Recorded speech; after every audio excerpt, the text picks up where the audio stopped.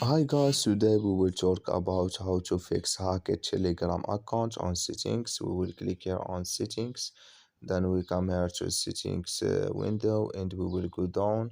We will click here on apps, then we come here to apps window and we will just go down here to looking for Telegram app and this is window.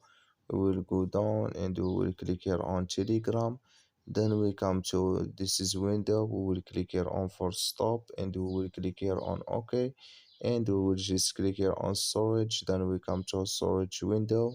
We will click here on clear cache, then we will click here on manage storage, then we will go up. We will click here in app and we will click here on clear local, and you just turn off your Wi-Fi and turn on it and it's going to work with you.